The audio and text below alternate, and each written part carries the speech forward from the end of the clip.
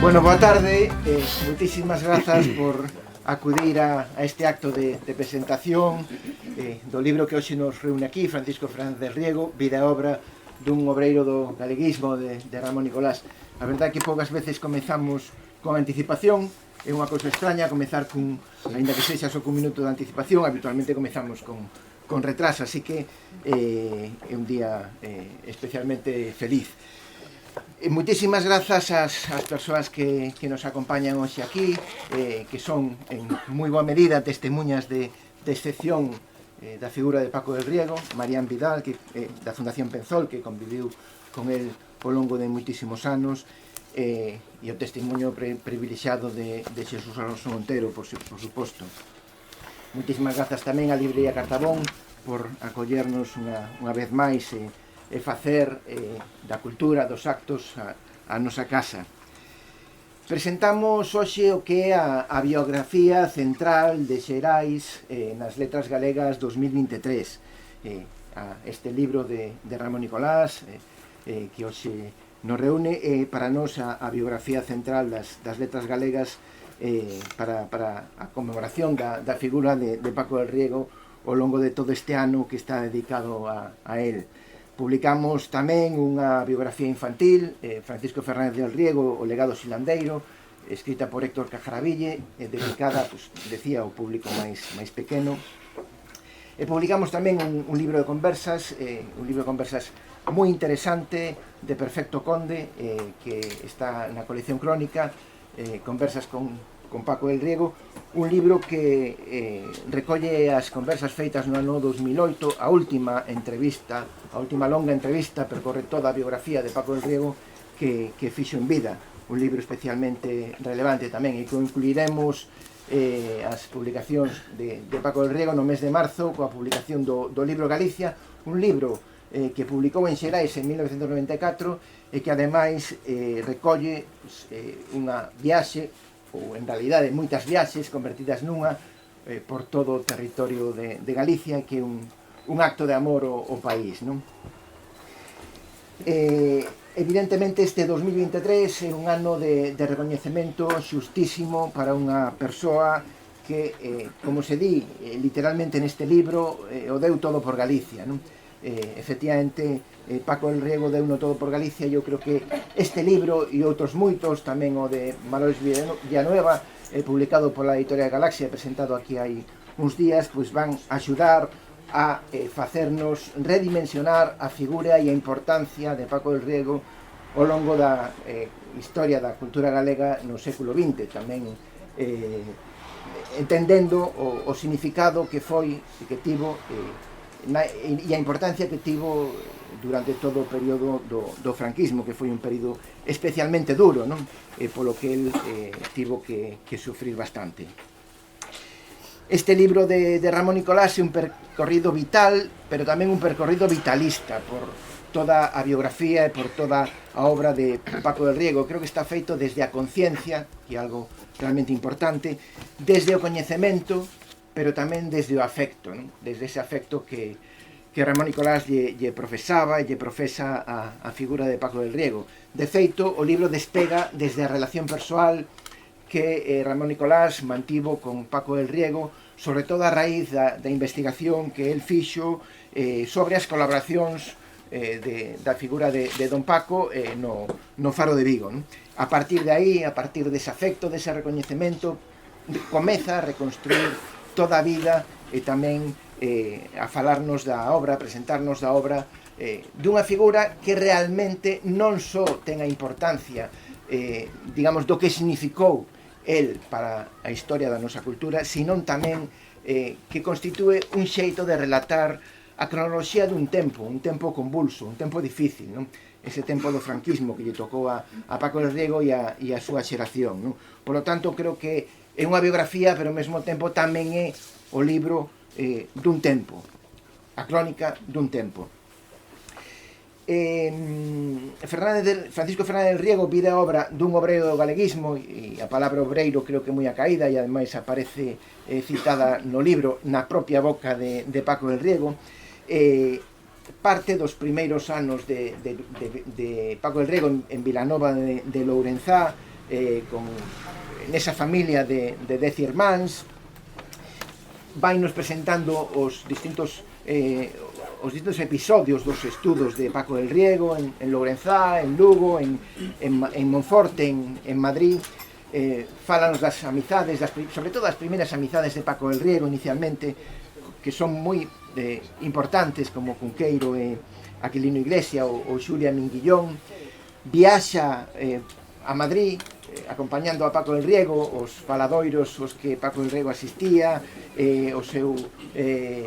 a súa implicación na FUE, no sindicato de estudantes, o seu contacto co galeguismo, experta o galeguismo en Madrid. Asistimos aos tempos da República, a eses tempos sobre todo de ilusión que cortou o golpe de Estado, a volta a Santiago de Compostela porque a familia tiña problemas económicos e, polo tanto, para poder dar estudos a todos os irmáns tiñan que trasladarse a Santiago de Compostela, e logo a actividade frenética que Paco del Riego mantivo en Santiago de Compostela, en contacto coas principais figuras daquel momento, non?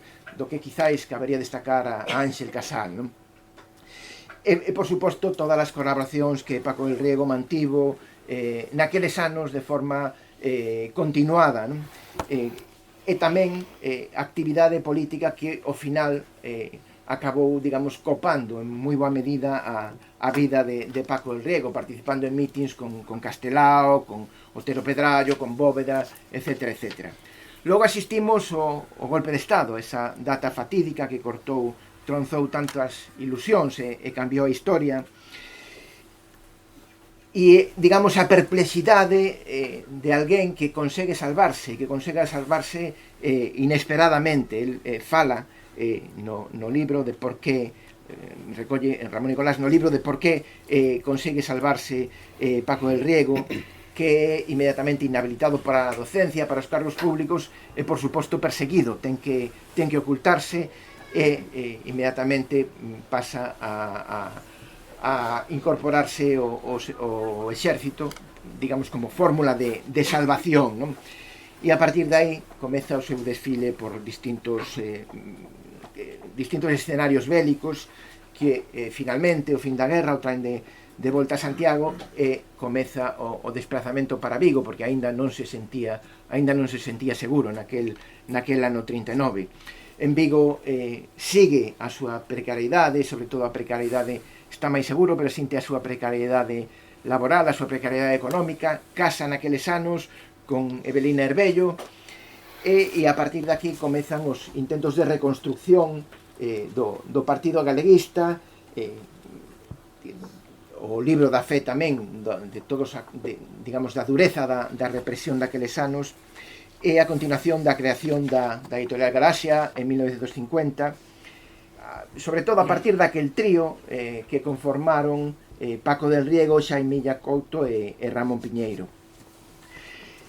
A partir de aí comeza a reconstrucción cultural do país, na medida en que é posible reconstruir o que fora destruído, asistimos a todo ese proceso de reconstrucción, asistimos tamén ao distanciamento de Paco del Riego con respecto á Editorial Galaxia, a súa xerencia en Artes Gráficas Galicia, o papel tan importante que hoxe herdamos que desenvolveu na Fundación Penzol, o seu papel tamén de ponte entre o galeguismo e o exilio, as detencións, as viaxes, etc.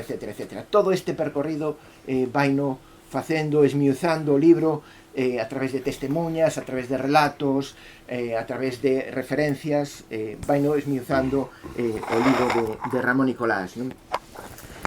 Tamén, por suposto, o seu paso pola academia, que é un paso longo, non? Prolongado, porque el foi un dos primeiros renovadores da academia nos anos 40, e, por suposto, foi no tamén logo cando asumiu a presidencia no ano 1997. En fin, como decía, é un libro moi completo que, ademais, fai un percorrido longo pola obra e polos libros publicados por Paco del Riego. Quero rematar xa, dándolle paso a Marián, dicindo que estamos diante dun libro breve, porque son 146 páxinas e, polo tanto, é un libro que se lee con facilidade, pero ao mesmo tempo un libro completo e un libro profundo, un libro que aborda toda a trayectoria vital de Paco del Rego, como viña eu describindo. En ese sentido, é un libro divulgativo, pero tamén un libro concienzudo, un libro escrito desde o coñecemento, non? E ao mesmo tempo un libro honesto e un libro apaixonado, non? Un libro de alguén que escribe con honestidade de saber o que escribe e de facelo con sinceridade, pero tamén desde a paixón de quen é capaz de valorar e admirar a figura de Paco del Riego, non? Nese sentido, non me cabe ninguna dúbida de que, sobre todo, é un libro eficaz, non? Un libro eficaz para a lectura. E, ademais, como editor, teño que engadir que é un libro barato. Fixemos o esforzo de poñer a 10,95 €. E, ademais, está escrito por unha das persoas máis recoñecidas no eido da crítica e da divulgación da literatura galega hoxe, que é Ramón Nicolás. Así que, con esas palabras, me despido. Moitísimas grazas de novo a Marián, que vai intervir a continuación, e, por suposto, a Xesús Alonso Montero. Moitas grazas.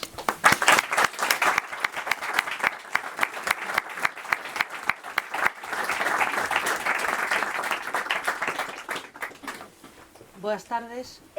Moitas grazas, Fran, director de Xerais, polas túas palabras. Moitas grazas a Ramón Nicolás por invitarme á presentación do teu libro, que me ofrece a oportunidade de estar convosco celebrando a Francisco Fernández del Riego.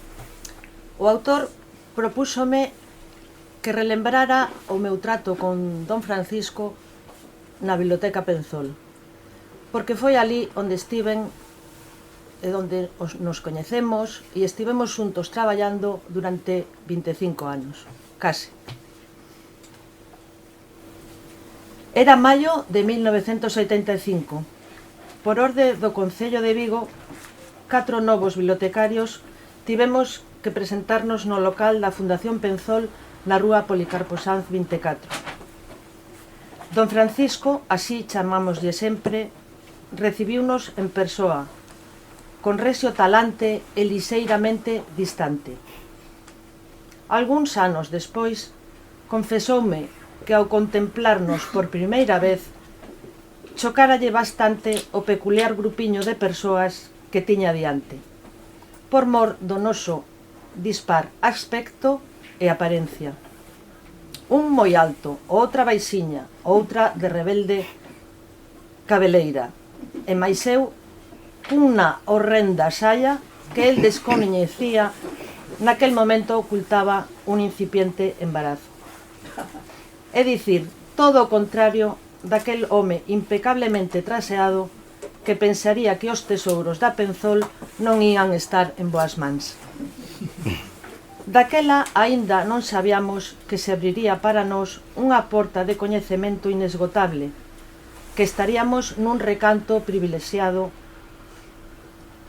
ao abeiro dun home sobranceiro na historia do galeguismo, un ser brillante que amaba con vehemencia a Galicia, as letras, os libros, e que nos mergullaríamos nun rico patrimonio bibliográfico e documental galego.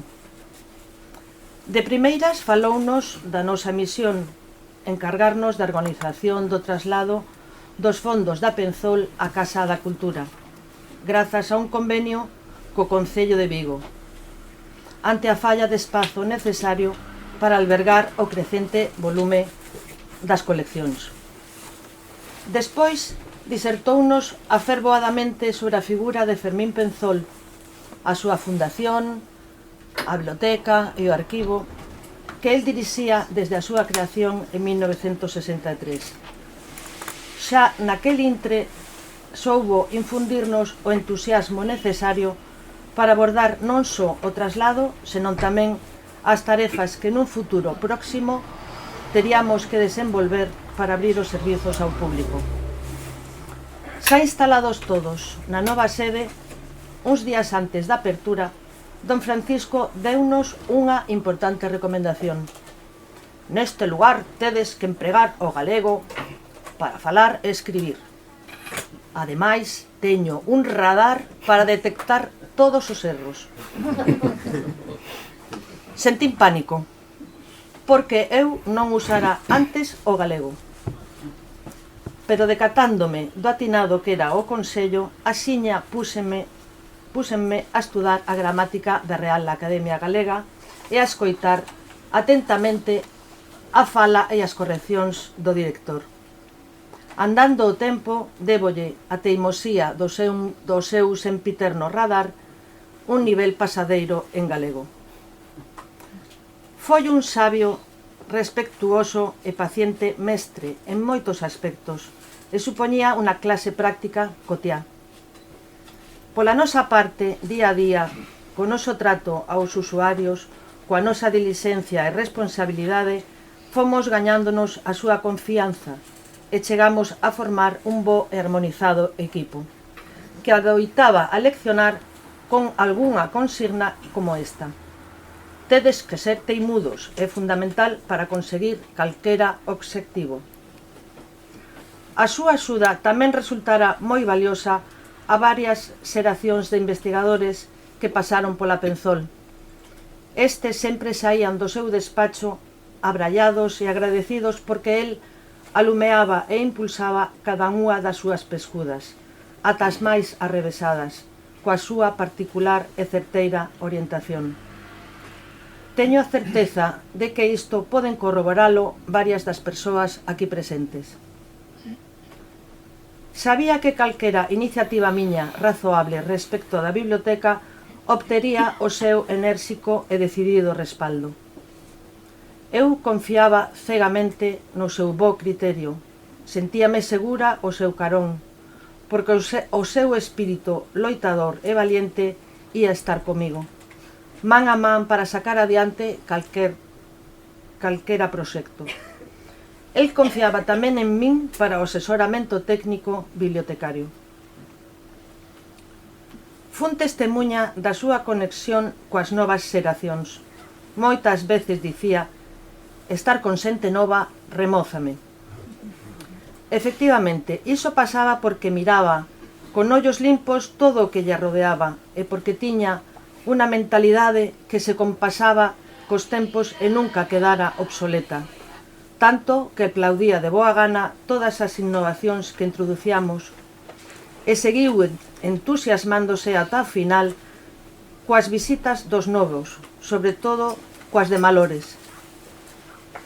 Coñecín un home metódico, disciplinado, traballador, incansable, que tecleaba con brío concentrado na máquina de escribir. Así era sobre todo polas mañás. Polas tardes, despois de chimpar unha botella de albariño no xantar e un whisky dobre na sobremesa, que pasaba?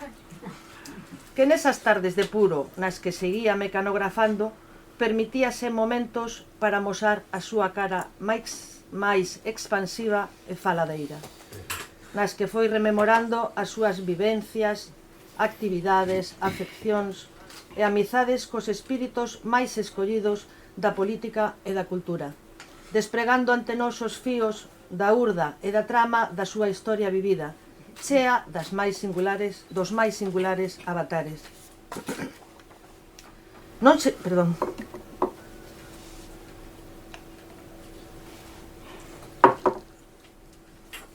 se limitou a ser exclusivamente un intelectual. Amosábase como un vitalista que se definía a sí mesmo deste xeito: son un home sensual, non un sentimental. Teño 5 sentidos e teño que gozar deles. Por iso era amante da beleza, da arte e do bo en todas as súas manifestacións, tendo amizade estreita cunha longa nómina de artistas como Maside, Laseiro, Colmeiro, Lugrís e tantos outros. Lembraba sempre con agarimo a infancia e a adolescencia na Lourenzá natal, e a serenidade e o equilibrio da súa nai, que con 11 fillos nunca perdera os nervios con eles, nin lles alzara nunca a voz, cousa incrible. El, o irmán máis vello, sentíase orgulloso de ter xuntado, despois da morte do pai, a súa numerosa familia en Vigo, unha vez instalado aquí na posguerra. Precisamente, entre os seus recordos máis desacougantes figuraban os provocados pola Guerra Civil e a represión franquista, que gadañaron as vidas de amigos e compañeiros de ideais, truncando tamén o labor do galeguismo político e cultural e o seu promisorio futuro como docente de Dereito Civil na Universidade de Santiago. Contoume da intensa dor sufrida polos asasinatos de Víctor Casas, Ángel Casal, Camilo Díaz Valiño, Alexandre Bóveda e de tantos máis, que só foron culpables dun único delito: sentir paixón pola súa terra. A fe inquebrantable nas súas propias conviccións afirmábase en combinación coa forza do seu pensamento analítico, o seu intelecto vigoroso, a súa capacidade de xestión, de captura do esencial, de resolución e a súa laboriosidade facían que desenvolvera con eficacia todo o que se propoñía, e que escribira, segundo el aseguraba, máis que o tostado. Para tanta escrita non utilizou máis tecnoloxía que a máquina de escribir, pero advertíanos de que o seu admirado amigo Otero Pedrallo non pasara da pluma estilográfica. Coleccionou todos os premios e galardóns que se otorgaron en Galicia, e sen disimular o orgullo que sentía cada vez que saía na prensa, dicía: "Estou máis visto que os anuncios de Coca-Cola". Entre os abondosos logros argallados por don Francisco hai un fundamental para a Fundación Penzol, ao que me referín de pasada no comezo destas palabras: o convenio de 1995 entre a Fundación e o Concello de Vigo, acadado grazas ao éxito das súas xestións. Ao ser unha institución sen ánimo de lucro, esta fundación obtivo o que máis necesitaba: os espazos dunha nova sede, persoal técnico e auxiliar, así como recursos materiais. Todo isto conservando a titularidade privada dos fondos e sen perder a Penzol a súa autonomía na organización, algo esencial do que se gababa o director. 10 anos despois, en 1995, culminou toda unha vida de altruísmo, cando xunto coa súa muller, dona Evelina, doaron ao pobo de Vigo as súas coleccións bibliográficas, documentais e artísticas, que desde entón forman a Biblioteca, Arquivo e Museo Francisco Fernández del Riego. Están aquí, en Vigo, en recoñecemento ás oportunidades que esta cidade lle deu para reconstruir a súa andaina vital. Tras outro convenio co Concello, conseguiu o arelo de que a súa doazón ao completo se instalara xunta no mesmo edificio que a Penzol, despois dunha necesaria remodelación. Grazas a esta iniciativa, todos estes materiais son de titularidade pública e de acceso xeral.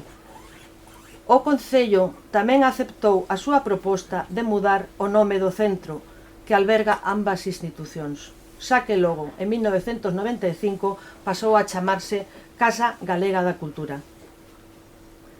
Como desde o nacemento da Penzol, esta casa continuou sendo o seu segundo fogar, onde acudía cun horario estrito en dobre quenda, mañá e tarde, sen retribución ningunha. Agora, teimosamente, ursíanos o tratamento dos fondos doados por el, o máis axiña posible. Por iso, laiábase, para nós exageradamente, amolado polos días festivos que lle impedían acudir ao seu despacho e refungaba: "Como vai funcionar este país con tantos festivos? Deberíamos seguir o exemplo de outros países como Alemanha". A verdade é que para nós esa foi unha tempada moi dura e atarefada, para min incluso de mañanciñas, sábados e domingos. Había que organizar, tratar e dotar de servizos a súa abondosa biblioteca, o arquivo e o museo, compaxinando todo co noso traballo na Penzol, e con 2 compañeiras de menos que había tempo seguiran outros destinos laborais.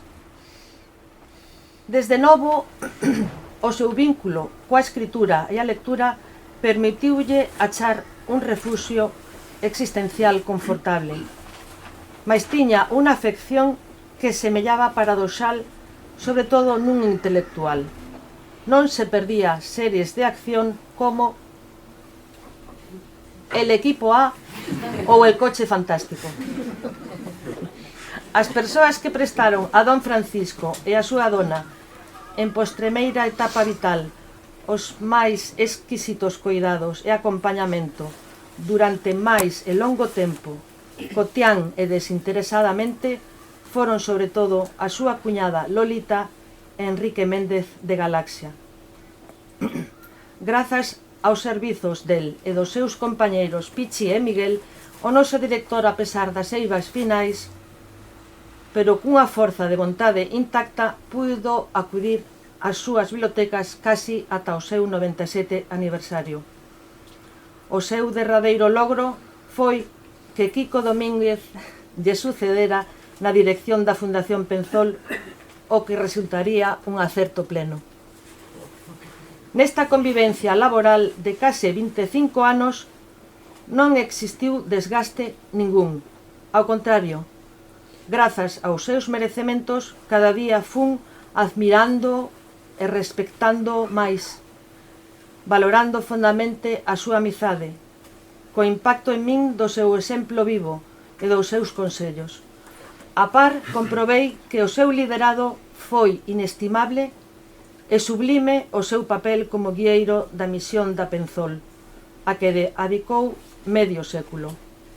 Desde a miña perspectiva, demostrou como ser un gran home íntegramente, desde o primeiro ata o derradeiro momento, o que lle agradecerei sempre. Para el, todas as causas estaban unidas a Galicia e esperaba un gran destino para a súa venerada terra. Porén, el recoñecía que a realidade quizáis estaba a ser menos gloriosa que os seus soños, pero seguiunos sempre infatigable, porque a súa vida ten sido, a pesar de todo, unha suma de actos de amor por unha Galicia orgullosa de si mesma. Gañador de moitas batallas, na súa derradeira amosouse valoroso e fatalista, aceptando o seu destino, e constame coa satisfacción do deber cumprido. Moitas gracias.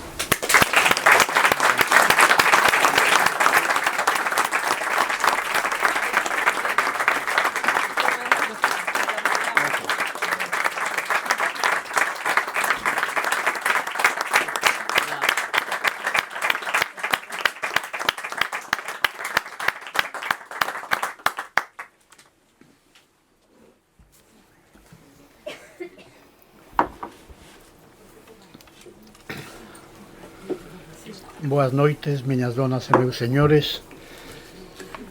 De feito, acabamos de asistir a unha intervención, a de Marián, que en algún aspecto os que temos unha certa idade non nos descubre cousas novas, pero estou seguro que para moitos dos asistentes a este acto, especialmente aqueles que teñen menos idade, realmente a intervención de Marián é para enmarcala, para tela en conta e ver cal foi a biografía e o perfil dun home das características tan ben dibuixadas na ponencia a que acabamos de asistir.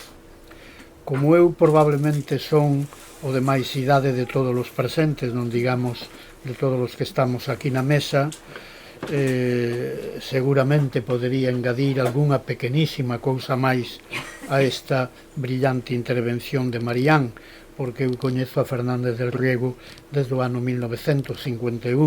Eu asistín tamén aos inicios da Editorial Galaxia cando era estudante na Universidade Central, que era como se chamaba o que hoxe chaman a Complutense, a Universidade de Madrid. Suscribo todo o que acaba de decir sobre Fernández del Riego.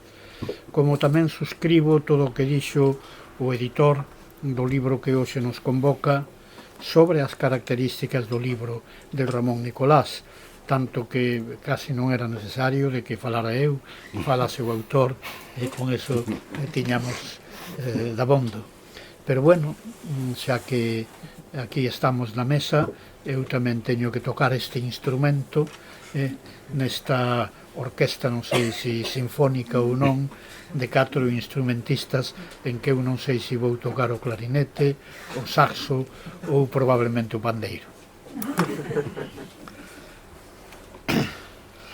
De todos modos, voume acoller a algo que non é un privilexio, que é unha realidade, os anos que teño, e que, polo tanto, pois eu vin nacer a Editorial Galaxia.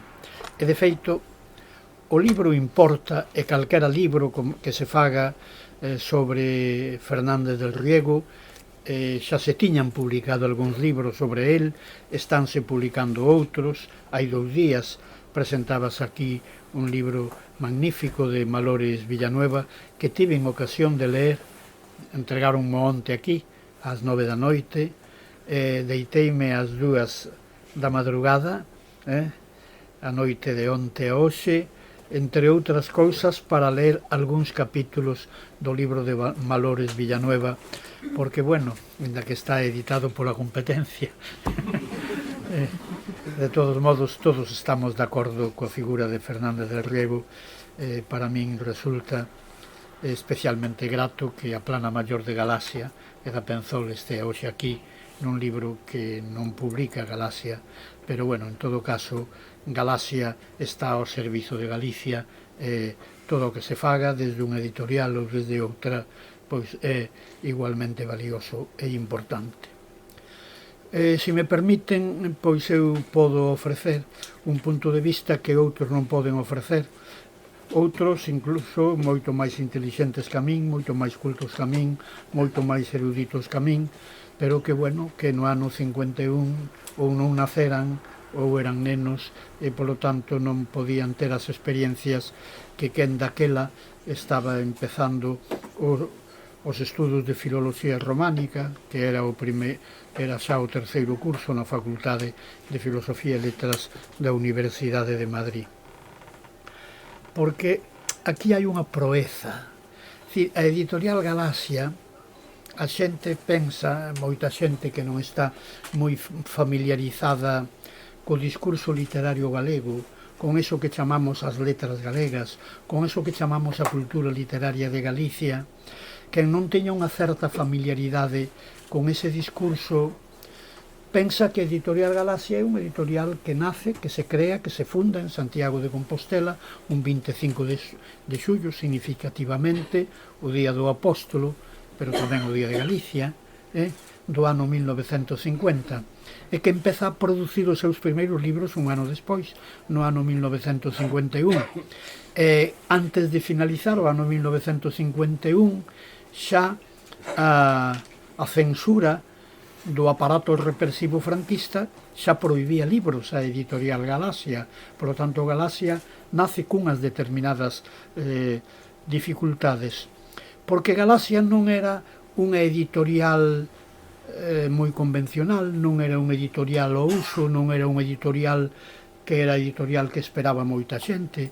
Galaxia é evidentemente un editorial, polo tanto é un obradoiro onde se fan libros que logo se proxectan, é dicir, que despois de publicados chegan ás librerías, das librerías aos periódicos para que os periodistas os reseñen, daí as cátedras ou a donde sexa, e os lectores. Isto é o que fai un editorial, calquera das editoriais que hai neste momento en Galicia. Pero son editoriais comerciais, e son editoriais que tamén son moi conscientes do que poden publicar e do que non se pode publicar, porque hai que poñerse no ano 50. Estamos casi nos primeiros anos da posguerra, e o franquismo é o franquismo. E o franquismo aínda ten como inimigo iso que na retórica do franquismo desde 1936, desde o 18 de xullo de 1936, para ser máis exactos, desde o 20, porque a sublevación en Vigo prodúcese o 20 de xullo de 1936, o que na retórica do franquismo se chama que os enemigos de España son fundamentalmente o comunismo e o separatismo. Por comunismo que se entende? Por comunismo enténdese calquera ideario, calquera formulación de pensamento en que o formulador poña, aínda que sexa mínimamente, o acento na cuestión social. Daquela, ano 50, non digamos no ano 41, 42, 43, abonda con decir que hai clases sociais, que hai ricos e pobres, para que un fose tildado de comunista.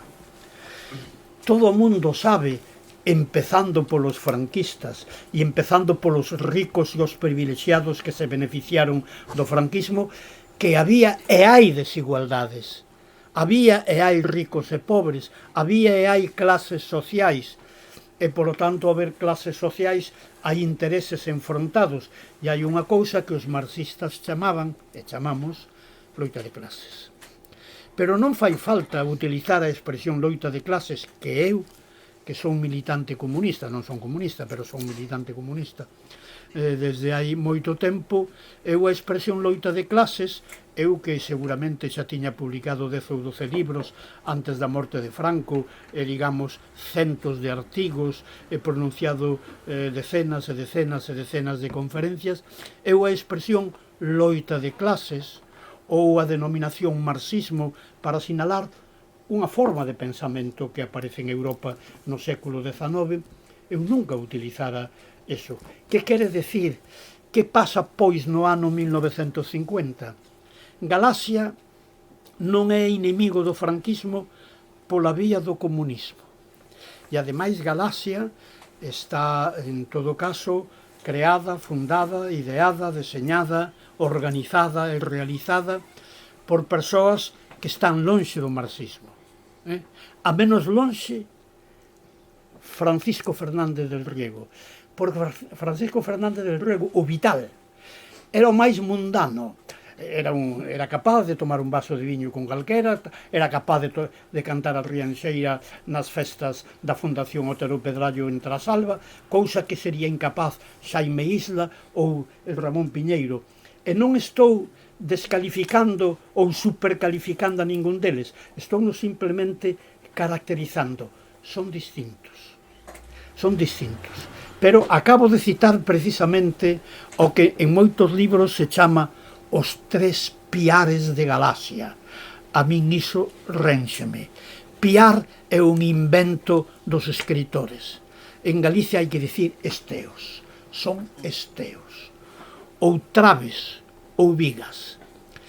Porque quen fai Galaxia? Os accionistas son 50, 100, 150 de ideas máis ou menos galeguistas. Hai algúns que nin siquiera teñen ideas galeguistas, pero ven con simpatía que persoas como Piñeiro, Otero Pedrallo, del Riego, Fermín Penzol teñen un compromiso con Galicia, coa cultura galega, incluso con configurar o país económicamente de maneira distinta, porque non han de ter simpatía, aínda que a súa maneira de ver o país sexa distinto. Bueno, pois chegan os de Galaxia, e de pronto, para publicar libros hai que ter unha autorización. Hai que ter unha autorización para funcionar como editorial. E Galaxia empeza funcionando non coa autorización como editorial. Autorizan os libros que autorizan. Por lo tanto, tiña sempre, derriba do pescozo, Galaxia, tiña a espada de Damocles. E aquí están os 3 esteos. Un que ven fundamentalmente do credo cristián, que é Xaime Isla. Sería un home moi representativo, se pensamos na política italiana da época, a democracia cristiana. E todo o fervor que el ten casi teolóxico sobre Galicia, ese é o fervor que vai ter sempre. E logo ven Francisco Fernández del Riego, que procede, tamén como Xaime, como Ramón Piñeiro, das mocedades galeguistas.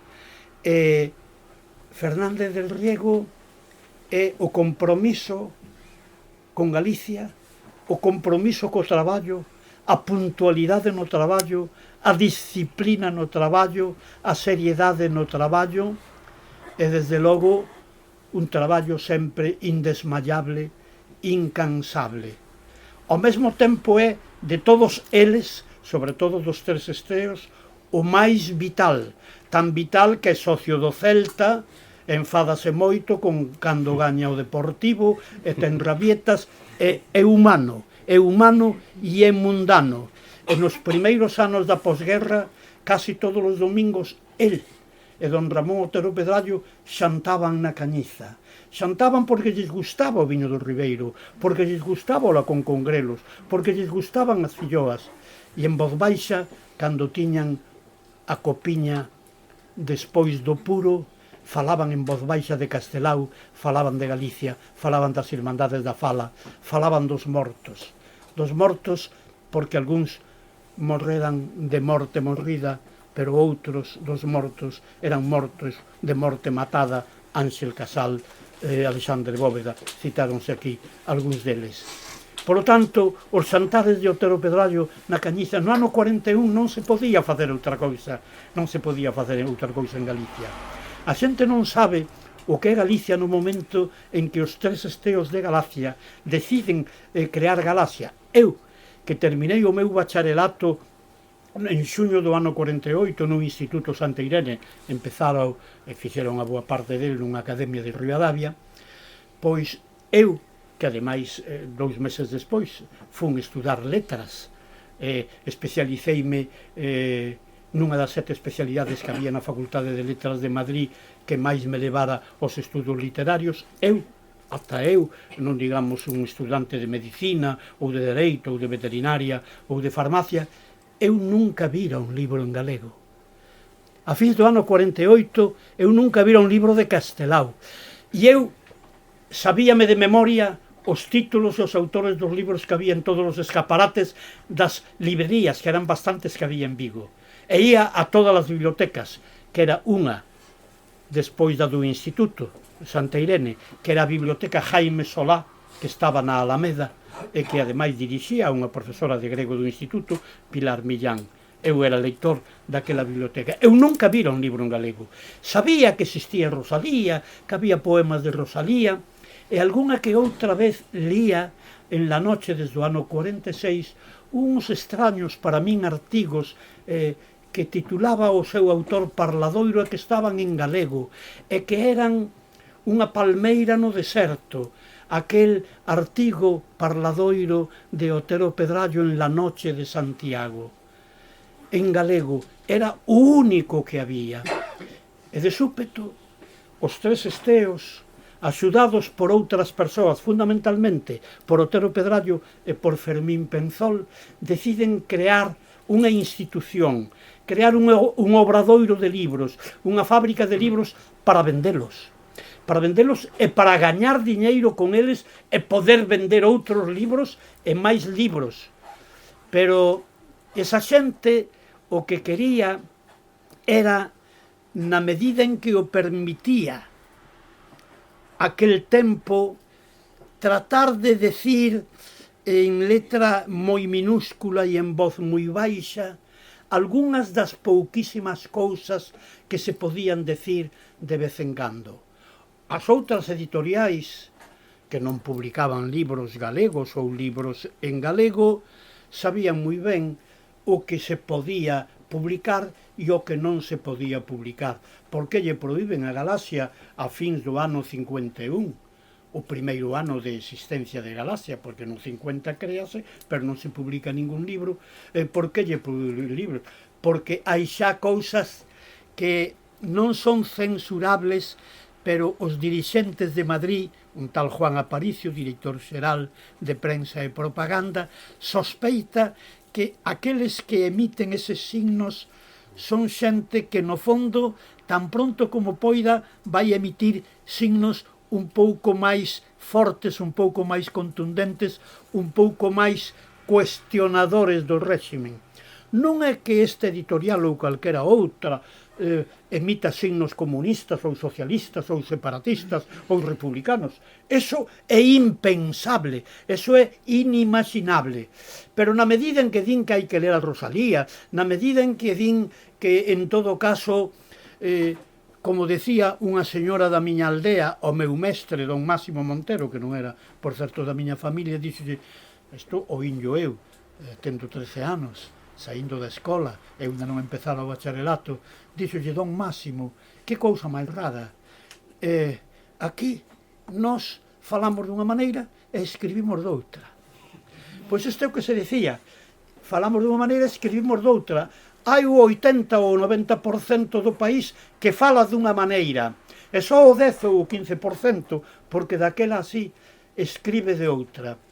Decir isto en voz moi baixa, en letra moi pequena, en letra moi minúscula, era tanto como atentar contra o que se chamaban os principios fundamentais do movimento.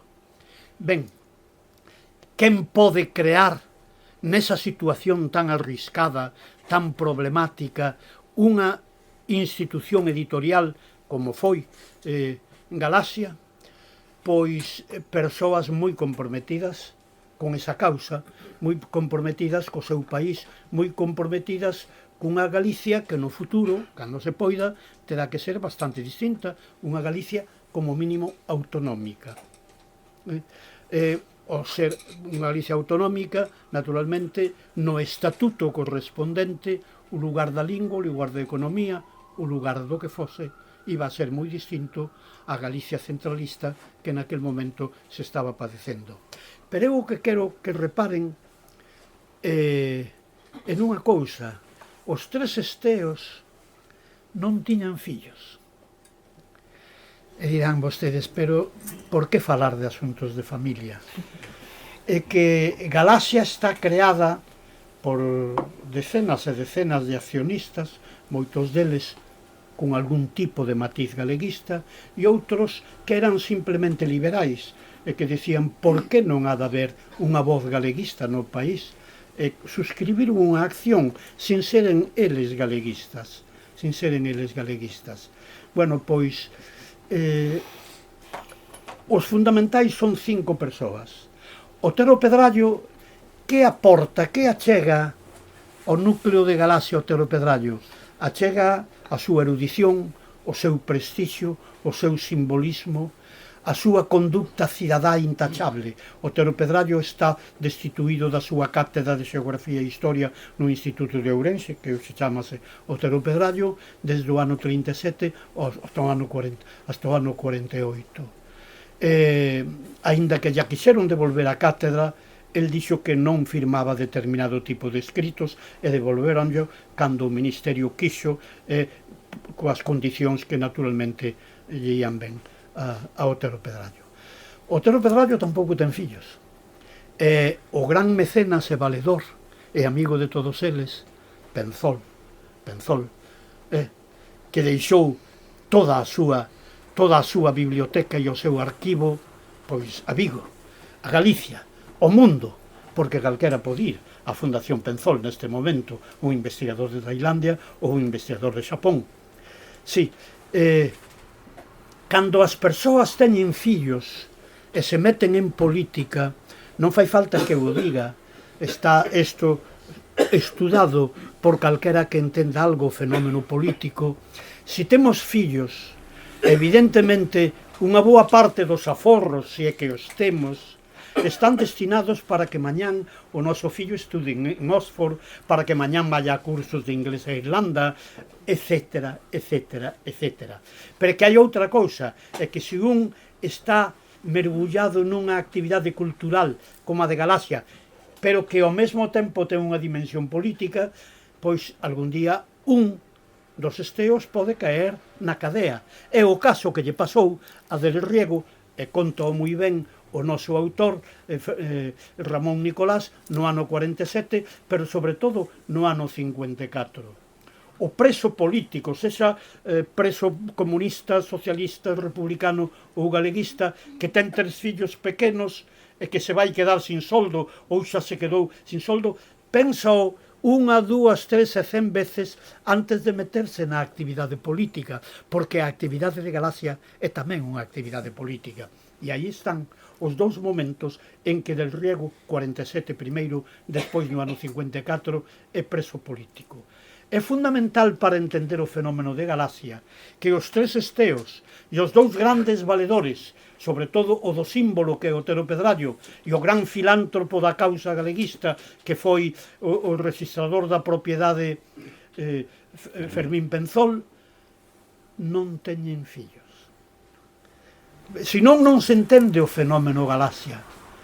E o fenómeno Galaxia vai adiante por todo isto. Pero Galaxia, que publica os seus primeiros libros no ano 51, no ano 51 eu tiña aquí un irmán que tiña unha taberna, que logo ascendeu de status e foi un restaurante, pero mentres era taberna, eu viña nas vacacións de Madrid, desde a aldea, viña a pasar uns días con el, para estar con meu irmán Xulio, en casa Julio, que algúns dos presentes saben onde estaba, frente ás Servas de Xesús, ali na rúa Urzaiz, pero tamén lle dedicaba neses días que estaba con meu irmán maior, un día ir a Cangas para visitar o meu gran profesor, que foi don Bernardino Graña, pai de Bernardino Graña. Bernardino Graña Refojos, pai de Bernardino Graña Villar, a quen eu lle debo a miña inclinación ás letras. Bueno, pois nesa ocasión eu conectei con Fernández del Riego porque xa epistolarmente e a través de Ben Chosei, que vivía en Madrid, inspector de ensino primario, eu xa tiña relación epistolar con Ramón Piñeiro. Eu recordo a primeira sede que houve en Galaxia, ao principio de Colón, quizás nun terceiro ou cuarto piso, ir con Piñeiro, con Del Riego, con Viñas Cortegoso, con algún dos Álvarez Blázquez, non sei se Emilio ou Xosé María, que me iban a ensinar os primeiros libros que teñen, pouco máis de media dúcia de libros, pero cuidado, aqueles libros como chegaban ás librerías que estaban dispostas a poñer nos seus escaparates os libros. Eu ainda recordo a un comercial, daquela non se utilizaba esta palabra, o señor Lloves, a un comercial de Galaxia, no ano 62, eu en Lugo, nunha peña que había ali medio antifranquista, do Hotel Moderno, que dixo, veño da librería Balmes, que estaba no medio, no miolo da cidade, que dice que deixara os libros que quixera, pero que no escaparate non poñían ningún. E non o decían aquelas señoras, que eran señoras por antigaleguismo, decían porque non se vendían os libros galegos. Isto xa no ano 60, 61, 62, 10, 11, 12 anos despois de creada a editorial Galaxia. Pois ben, o Alonso Montero, que ten 20, 21 anos, está estudando na Universidade de Madrid, que vai a ese piso que foi a primeira sede de Galaxia, sabe que Del Riego se cadra, eso podía ser un domingo, o luns pola mañán, el que era tan estricto na puntualidade, en vez de ir ao seu traballo, sexa as clases do Colexio Mezquita, sexa a traballar en industrias pesqueras a revista de Valentín Paz Andrade, sexa a axudar nun despacho de abogados que en algún momento tamén axudou, ia se cadra de 8 a 9 a facer paquetes, a poñer enderezos e a completar a axenda dos proveedores e dos vendedores de libros. Isto facía cun cordel todos os días facendo paquetes de libros. Alguén que non vou citar, que non sei se foi en Lugo, na Coruña, en Ourense ou en Pontevedra, dixo, Del Riego é o mecanógrafo da cultura galega, que foi máis que o mecanógrafo, nesa máquina de escribir. Eu tamén, como Otero Pedrallo, eu escribo solo a man. Eu non cheguei á máquina de escribir, eu ganolles a todos. E son máis novo que eles. Sí. Bueno, pois, Del Riego, claro que foi o mecanógrafo da cultura galega. Eu seino tamén por experiencia, cantas veces lle mandei algún artigo a Grial, e se non estaba na normativa máis ou menos tácita, que daquela tiña a revista Grial e en xeral os libros de Galaxia, el facía as correccións que había que facer.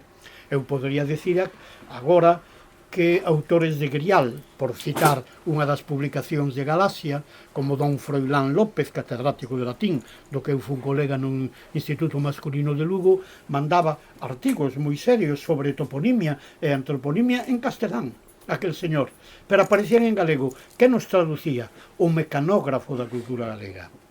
E isto enlaza directamente co título esencial do libro de Ramón Nicolás, que é quen nos convoca aquí. El sabe que temos comentado isto nunha pequena nota que eu escribín na miña columna dos venres, fará 8 días, Vida e obra dun obreiro do galeguismo. Eu manifestei, vai me permitir Ramón Nicolás que o comunique aquí públicamente, un pouco de medo, un pouco de temor, porque igual que alguén, de cuyo nombre non quero acordarme, me dixo alá polo ano 60 ou así, que Francisco Fernández del Riego era o mecanógrafo da cultura galega, como se non tivese actividade intelectual estricta, importante e de entidade. Claro, o de obreiro parece que só foi un obreiro do galeguismo. Non, é un intelectual que tamén é obreiro, e que é máis que mecanógrafo da cultura galega. É, por exemplo, unha persoa que quizás no 51, no 52, de 8 a 9, antes de ir ás súas clases ao Colexio Labor ou de ir a traballar en Industrias Pesqueras, a revista de Paz Andrade, pois ia a facer paquetes e a leválos a correos. E se el ou alguén como a el, Xaime Isla, por exemplo, non o facía, a editorial Galaxia non iría adiante, porque non había millonarios que desde a sombra estivesen alimentando económicamente con eses recursos o que necesitaba a editorial Galaxia. Había modestos accionistas e, polo tanto, daquela non se pagaba aos autores. Daquela eu creo que todo o facían os 5 esteos e pouco máis. Polo tanto, hoxe estamos aquí, señoras e señores, nun acto en que falamos galego e probablemente, non sei se todos, pero moitos de vostedes falan o galego aquí, na súa casa, e noutros ámbitos sociais, porque existiu Galaxia. Se non existise Francisco Fernández del Riego, Xaime Isla e Ramón Piñeiro, eu diría que fundamentalmente Ramón Piñeiro como gran ideólogo, como gran estratego da cultura galega, que de feito inventa a cultura galega, a das coordenadas dese momento, é probable que este acto non se dese, que estivésemos aquí presentando unha novela de Ramón Nicolás escrita en castelán. E yo estaría hablando en castellano y bien de la novela de Ramón Nicolás. Pero aí están os 3 esteos. E eses esteos están aí para sempre. Por iso, entre outras cousas, a editorial Galaxia é un esteo de Galicia. Eu non son nacionalista galego, nin siquiera me defino exactamente como galeguista, eu son un defensor da lingua galega e son un defensor e un cultivador da cultura literaria de Galicia. As miñas coordenadas están noutra parte, eu non creo nas fronteiras, a min gustaríame que non houbera fronteiras, o meu eslogan é proletarios do mundo unidos. Eu vou morrer, supoño, antes de que desaparezan as fronteiras, incluídas as de Galicia co Bierzo. Pero, bueno, estou neste compromiso e estou tamén, como marxista, moi agradecido a algo que fixeron eles, que sin sabelo, manifestándose algúns deles como antimarxistas, estaban facendo marxismo, porque estaban facendo algo de tipo cultural que era o que había que facer en Galicia. Era o que había que facer en Galicia. En Galicia non podías desentenderte do 80 ou do 90% da xente que falaba en galego. E, polo tanto, esa xente, gobernada ou non por partidos de esquerdas máis ou menos avanzados, é dicir, un partido que non teña en conta o territorio, a cultura herdada, o feito tradicional, o feito histórico, é un partido que, en todo caso, non ten os pés no humus vital do seu país. Pois ben, o que facía falta é que houvese libros como o que hoxe presentamos aquí, pero libro que me gustaría que desde o principio os leitores leran como o libro protagonizado por un obreiro, pero por un obreiro que é un intelectual. E eu teño comentado algunhas veces, e na columna que acabo de mencionar tamén o fixen, abonda con facer 3 incursións na bibliografía, na inmensa bibliografía do inmenso Fernández del Riego. Hai 3 libros, un do ano 51, que se tivo que publicar en castelán, Historia de la literatura gallega, pero na Penzola existe unha versión en galego. Eso ten que ver cos problemas da censura da época. Ese é un libro que eu que daquela estudaba esas cousas, é un libro indispensable. Evidentemente viría máis tarde, no ano 63, a famosísima e extraordinaria Historia da literatura galega contemporánea, non total, de Carballo Calero. Pero antes deso, había que acudir ao manualiño. Digo manualiño no sentido garimeiro. O manualiño. Os da miña xeración, algúns de xeracións posteriores, chegamos a entender máis ou menos o discurso literario formulado en lingua galega por o libro de Del Riego, que é o libro dun obreiro, pero que é o libro dun intelectual. Poucos anos despois, no ano 55, el fai o que nunca se fixera en Galicia. Sábese que naquel momento os xéneros literarios máis cultivados, o xénero literario é a poesía, máis que a novela, máis co ensaio, máis co teatro. O nivel de poesía que hai na Galicia do ano 55 é bastante estimable, sobre todo se tenía en conta os poemarios editados a partir do 40-41 en Buenos Aires, que os vai ter en conta en boa medida Del Riego. E fai o que se chama unha antoloxía da poesía contemporánea consultada, seguindo, como di o propio Del Riego, que niso tamén é honrado e honesto, seguindo o criterio que utilizada no seu día, no ano 32, Gerardo Diego, para facer unha antoloxía consultada da poesía castelá daquel momento, que el mesmo non escolle os poemas dos autores, son os autores os que escollen os seus poemas, quizáis algunha vez colaborando o propio antólogo, son os autores os que explican cal é a súa estética, cales son as súas fontes, cal é a súa formación literaria, e cando un lé, por exemplo, o que Aquilino Iglesia Alvariño di da súa propia poesía, ou o que Florencio Delgado Gurriarán di da súa formación literaria, estamos en condicións ante esa antoloxía que fixo por primeira vez na historia das antoloxías galegas Del Riego, estamos ante un libro novo, ante un libro original, ante un libro verdadeiramente ilustrador. Si alancamos un pouco no tempo e chegamos ao 74, publica un libro que se chama Letras do noso tempo, pero hai que velo.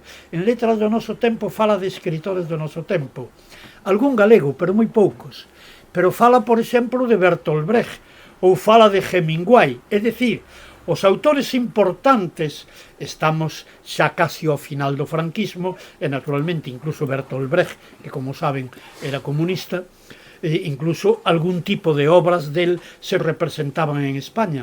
A primeira información que se dá en lingua galega aquí, para min, para os de xeracións un pouco anteriores á miña e para as xeracións posteriores á miña, é no libro de Fernández del Riego, O Obreiro. O obreiro que é intelectual, pero hai un momento no 50, no 51, no 52 que hai que mecanografar moitos textos, que hai que facer moitos paquetes, que hai que ir moitas veces a correos. Ese é o obreiro intelectual. Nese sentido, Piñeiro non era isto, Xaime Isla non era isto, Don Ramón non era isto, Fermín Penzol non era isto. Cada un tocaba o instrumento que había que tocar nesa orquesta que creou a a Editorial Galaxia. Todo isto está dito, moi ben contado ás veces cun pouquiño de densidade, porque eu diría que a información que Ramón Nicolás nos dá nos libros non é que sexa excesiva, pero é que é casi completa. E a vida de Fernández del Riego é unha vida moi densa. Como protagonista de feitos culturais, como autor de libros, como periodista, como conferenciante, como activista cultural, como director de revistas, como director de institucións, é que del Riego é inmenso. E, polo tanto, darnos unha imaxe máis ou menos completa de del Riego en 140 páxinas é o primeiro logro do noso autor, de Ramón Nicolás, pero a costa de, ás veces, hai páxinas que son excesivamente densas. Diría que hai un pouco máis da información que quizáis un alumno de segundo de bachillerato require. Sería bo, este é unha especie de invitación que lle fago ao señor director, a Fran Alonso, que nestes libros se puxese unha cronoloxía. E, por exemplo, chegar ao ano 47, dice, del Riego preso na Rúa do Príncipe, onde hoxe é o Marco. E a xente dice, preso, pero que é un delincuente? Non, preso polo franquismo. Entonces que vayan buscar a páxina a explicación non excesivamente extensa, porque é imposible, porque senón o libro en vez de 140 páxinas teria que ter máis de 1400. Por lo tanto, o que máis admirando moitos aspectos do libro e en xeral da obra literaria de Ramón Nicolás, é como foi capaz de darnos tanta información en 146 páxinas. Non lín na súa totalidade o libro de Malores, publicado na Editorial Galaxia, pero, bueno, onte durante unha hora ou cousa así, tive unha ocasión de consultar, bueno, aqueles momentos ou aqueles aspectos que me podían interesar máis, e tamén é un libro que está cheo de información. Este ano vamos chegar a saber quen é Fernández del Riego. Fernández del Riego foi un dos esteos fundamentais non da Editorial Galaxia, non da cultura galega, foi no da causa de Galicia. Naturalmente, sendo unha trave de ouro nese instrumento fundamental que foi, e de alguna maneira é, a Editorial Galaxia. Parabéns a Editorial Xerais, neste caso, por publicar este libro, e parabéns inmensos, infinitos, tan inmensos como a biografía e a bibliografía de Fernández del Riego a Ramón Nicolás. Graciñas.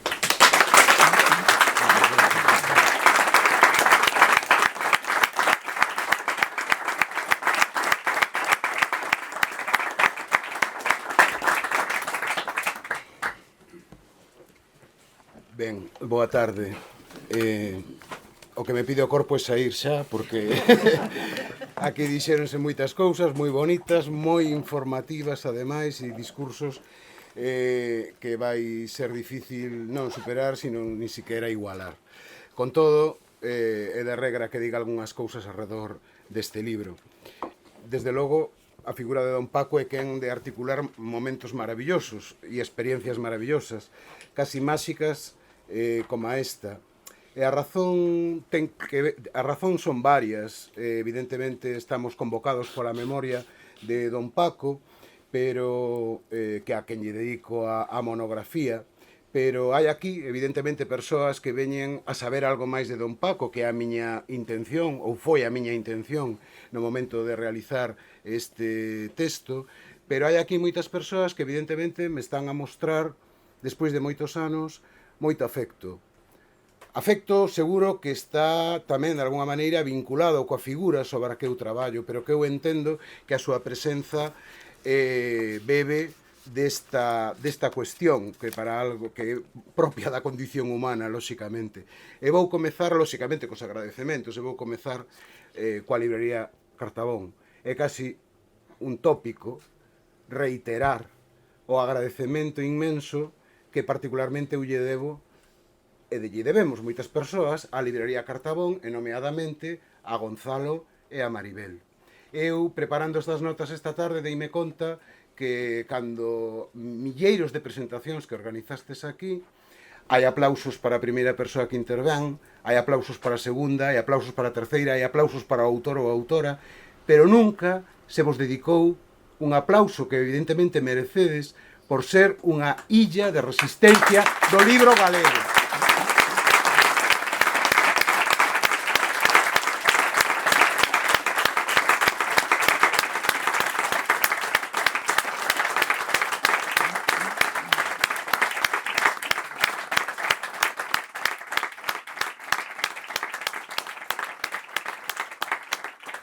Ben, vayan todos estes aplausos por todos os que vos merecedes durante moitos anos. Ben, percorro no momento de estar aquí estes rostros das persoas que estades aquí e véxome tamén un pouco cara atrás. Por qué? Porque hai persoas aquí que compartiron boa parte da miña experiencia trayectoria docente do Instituto Valadares, onde estiven 17 anos, que está, bueno, está moi metido en min, que eu recordo máis do que probablemente moitas das persoas que estades aquí imaginades, e agradezovos moitísimo a vosa presenza. Como agradezo tamén a ese outro lugar onde traballo todos os días, que está aquí a uns metros, que é o IES Castelao, onde me atopei desde o primeiro día, recordarei prácticamente o chegar, Marco Veiga, que está aquí, o director do centro, que veu sin coñecerme a presentación dun libro, cousa que para min foi fantástica. E desde logo todas as persoas que estades aquí do IES Castelao, agradezovos profundamente que a estas horas esteades aquí acompañándome. Quéresevos moito, moito.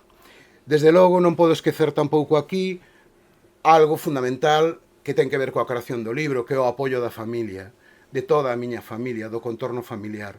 Está a miña nai aquí, a quen lle agradezo a súa presenza e o seu ánimo, Vicky, Iago, Lucía, a miña irmá, a miña sobrinha Tere, outra parte da familia que estou encantado de que veña aquí, que nunca me acompañaron, por as circunstancias que fosen, que son a Aurora Quintela, a súa filla, e, por suposto, Lucy, a quen quero moito tamén. Moitas grazas por acompañarme. Ben, como non referirme ás persoas que perpetuaron e perpetúan a memoria de Don Paco, formando parte de institucións da editorial Galaxia, a que don Xesús Alonso Montero fixo referencia antes. Polo tanto, a miña gratitude a Manolo Puga, a Kiko Domínguez e a Soutullo, creo que non me queda ninguén máis da editorial Galaxia por aquí. Antón Vidal. E Antón Vidal, que non te vía, efectivamente, pola vosa presenza aquí, agradezovolo moito. Tamén nesta listaxe de agradecementos teño que incluir parte da familia Ferreiro, a quen quero moito, Isabel e Margarita, que andades por aí, evidentemente, a outra parte da miña vida que está aquí presente, que é Escudeiros. Moitísimas grazas pola vosa presenza aquí, que agradezo infinito. Xa, para concluir o que son os agradecementos ás persoas que aquí me acompañan, a Fran Alonso, evidentemente director de Edicións Xerais, pero tal vez algo máis que un director para min, é unha persoa a quen lle debo moito, que ten moito que ver coa miña produción bibliográfica e a quen lle debo moito tamén no plano da amizade, e sobre todo o principal responsable de que hoxe esteamos aquí presentando este libro.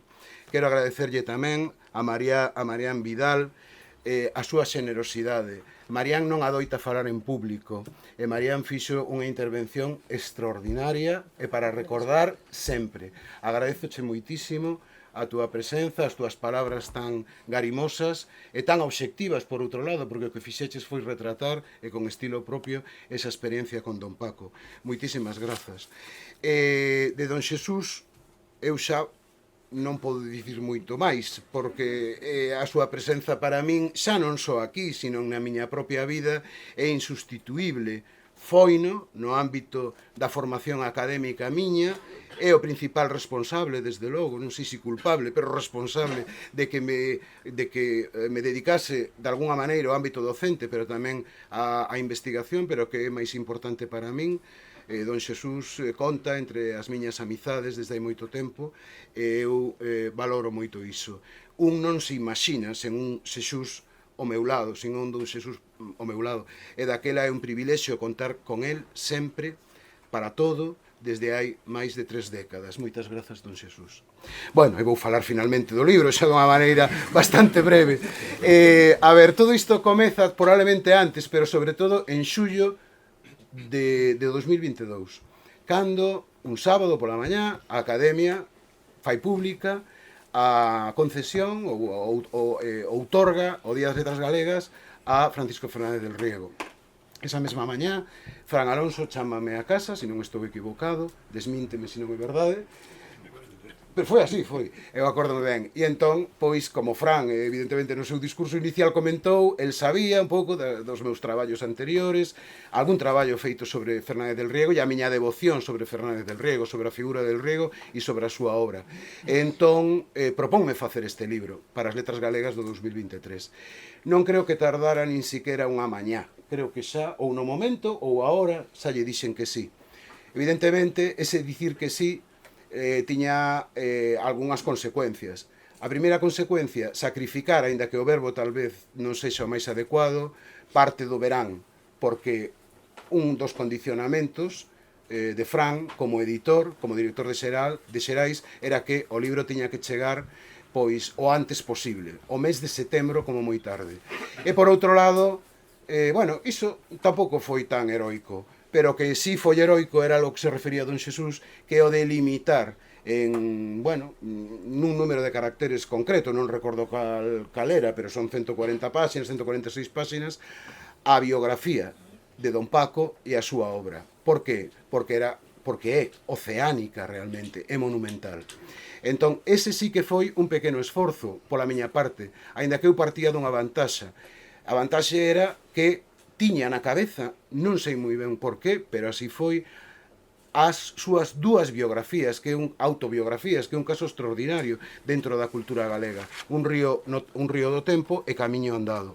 De alguna maneira, a memoria da miña lectura desas dúas obras e, por outro lado, o seguimento que máis ou menos fixen a partir dos anos 80 do que Don Paco foi publicando pouco a pouco, foi aquilo que me facilitou realizar, sobre todo a finais no mes de agosto, cando as bibliotecas están pechadas e cando hai moita dificultade de acceder a moita documentación. Afortunadamente tiña casi todos os libros de Don Paco na casa e iso foi o que me animou tamén a leválo a cabo. Don Paco, fin e ao cabo, érame xa unha figura familiar dende a miña adolescencia. Recordo andar por Vigo e ver a súa figura, que Franco Grande tense referida a ela inicialmente como deste senador romano con este pelo branco cara atrás, e efectivamente era unha figura para min familiar, de atopala, de cando en vez, pola cidade de Vigo. Posteriormente, quen mo iba a dicir a min, por a instancias xustamente de Don Xesús, que non sei se se acordará, pero cando foi profesor noso no CUBI, do que aquí hai moitos amigos que fomos alumnos seus, está Abelino, está Xosé, está Pepe, e Chema, e algunha outra persoa, recomendounos, non, dixonos, tedes que facer un traballo sobre literatura medieval galego-portuguesa, e onde tendes que ir é a Penzol para coller información. Nós non sabíamos que era Penzol, non sabíamos nada, e alá fomos, e efectivamente ali foi o noso primeiro contacto con estudantes no colexio universitario, polo menos o meu, e, bueno, e Fran Alonso tamén, que estudiou candanós, lóxicamente, foron as nosas, e Conchi, que tamén anda por aí, as nosas primeiras visitas a Penzol. E recordo un deses días de ver pasar a figura de Don Paco por ali, porque nos traballábamos noutro andar, onde estaba a biblioteca. E ese foi o meu primeiro contacto coa biblioteca Penzol, que recordo que nos atendía Nancy, que non nos atendía así moi amablemente ao principio, logo despois sí, logo con Nancy xa establecíamos un tipo de conexión, pero bueno, sempre era un inicio un pouco duro. Efectivamente, figura familiar e próxima tamén, porque por volta do ano 90 deuseme por facer un traballo como fixera un ano anterior coas prosas de Celso Emilio no Faro de Vigo. Cando estiven facendo ese traballo eu vin que había prosas de Fernández del Riego e Salvador Lorenzana a moreas. Entón volvín á hemeroteca do Faro aquí en Chapela durante un verán e decidín compilalas. Xunteinas, fixen un pequeno prólogo analítico, supoño que moi inocente, estamos a falar do ano 90, e presenteina un premio de ensaio en Ferrol que non gañou, pero nun determinado momento dixen, bueno, don Paco ten que... Antes de facelo eu mandille unha carta, porque era extraordinariamente tímido, preguntándolle unhas cousas. Porque de feito era antes do 90 que el non sacara o seu libro de memorias, entón eu había datos ali das súas colaboracións en xornais e tal, moi inocentemente preguntelle por unha carta. Eu chego a casa e creo que foi miña nai que me dixo: ti veches unha chamada dunha tal Biblioteca Penzol, tes aquí o número e tes que chamar. Eu non imaginaba que era o propio don Paco quen chamar a casa, non sei moi ben como debo de conseguir o meu teléfono, pero conseguiuno, sei que era moi teimudo para as súas cousas, e efectivamente chamei no día seguinte, puxose en contacto conmigo, moi amablemente, e contestoume unha serie de cuestións que logo aparecerían expostas con moita máis minuciosidade nos seus 2 libros de memorias. Pero, en fin, eu sentínme naquel momento, eu era estudante do CUBI, ou non, xa acabara a carreira, efectivamente foi no ano 90, como alguén importante, o que chama mesmo don Paco para aclararlle así algunhas cuestións. Daquela, funlle entregar unha copia do libro, unha fotocopia, traballo que eu extraviei, pero que sei que está ali, porque o vin, porque don Paco guardaba absolutamente todo. E recordo aquel día como un dos máis relevantes para min, porque o libro inicio cunha cita de Xesús Ferro e Ruibal que di máis ou menos, na retina de don Paco vense os devanceiros. Eu naquel momento, o ver a don Paco e o velo cerca con aqueles ollos azuis, sentínme un tanto conmocionado. Esta persoa que estou aquí a coñecer, que tratou a Castelao, a Risco, a Ángel Casal e tal, é unha fortuna, é un privilexio. Naquel momento, cando lle entreguei a copia, eu que non coñecía persoalmente a don Paco, sentino un tanto emocionado. E de feito, empezoume a falar de seguido da guerra, algo que comentaches ti, de Casal, de Bóveda, de como, literalmente ou algo así, lle escarallaron a vida, o seu futuro que tiña no ámbito da docencia, do dereito, pero, en fin, que estaba moi contento de como fora todo e que me agradecía moitísimo, a min, aquel traballo. En fin, aquelo valeu para moito. De feito, logo despois encontrámonos varias veces, encontrámonos en Escudeiros, fun algunha vez o seu despacho no que sempre me abriu a porta para lle facer algunhas preguntas sobre Celso Emilio Ferreiro. Bueno, cultivamos non moi intensamente, pero sí unha relación que para min foi moi relevante. De feito, unha das últimas veces que fora a falar con el, sorprendeume no sentido de que era un seguidor das miñas recensións. E, de feito, faloume da última recensión que eu publicara, cousa que para min resultou pasmosa. Daquela eu abrín a boca, creo que aínda non a pechei, polo feito de que don Paco lera os meus traballos de crítica literaria e das reseñas na prensa. Ben, dito isto, hai tamén outra razón fora do afecto que evidentemente eu tiña pola figura e da devoción, que hai aquí algunhas persoas do Instituto de Valadares que me van permitir que diga, e probablemente eso sexa o propio Antonio, que foi director do centro, quen se vai acordar disto, porque xa somos dos máis vellos. Cando o Instituto de Valadares abriu, alá polo 99, traballou, bueno, foi... O centro non tiña un nome, era Instituto número 11. O número 2, perdón, o número 2, non?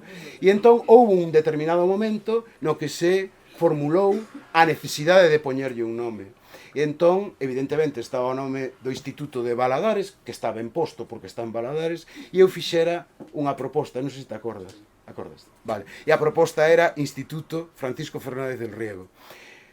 Sempre me quedou esa espiña cravada. Quero dicir, pareceme estupendo que o Instituto de Valadares se siga chamando Instituto de Valadares, pero quedoume a espiña cravada de non saber, tal vez, convencer os compañeiros do claustro do bonito que sería que un instituto na cidade de Vigo, na que el viviu desde o ano 39, se denominase e es Francisco Fernández del Riego.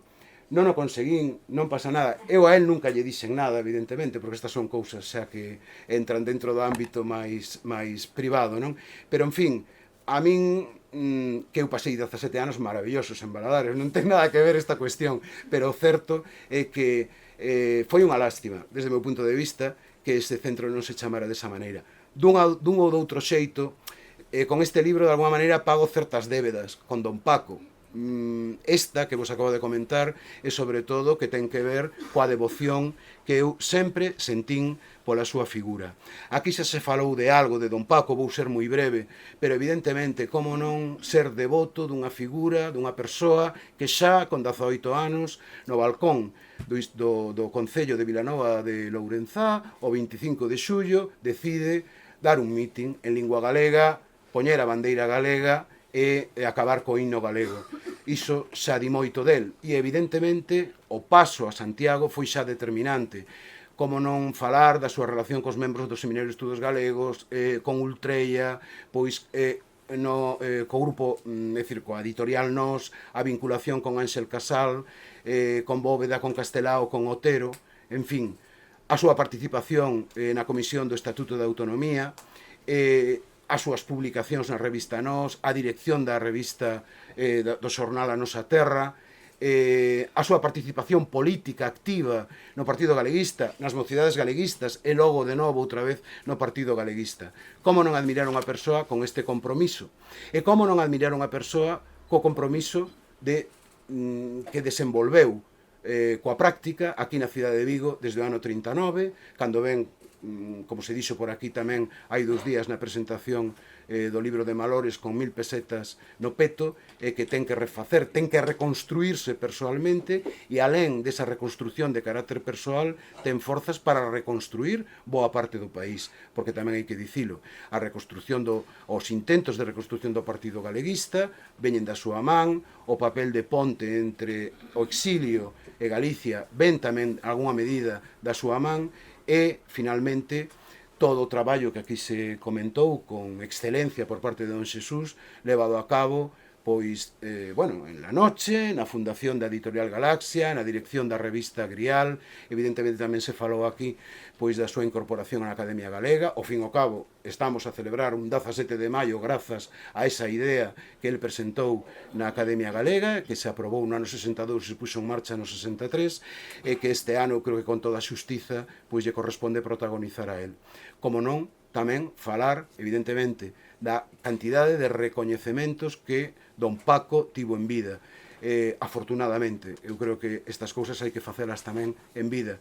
E don Paco non creo que ningunha persoa do ámbito do galeguismo teña un recoñecemento, unha colleita tan intensa e, sobre todo, de tanto afecto como don Paco nos últimos anos.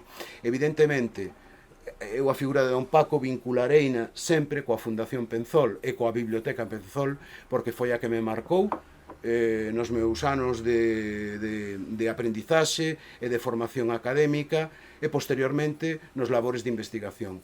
Sei que este acollemento e sei que esta virtude que tiña don Paco de ilusionarse coa xente nova que íamos falar con ela non é singular, nin é único, non é só meu, sei que é compartido por moitísimas persoas, pero aquí falovos do que é a miña experiencia con el. Vou rematando xa. Díxose aquí de outra maneira tamén, pero quería rematar con iso.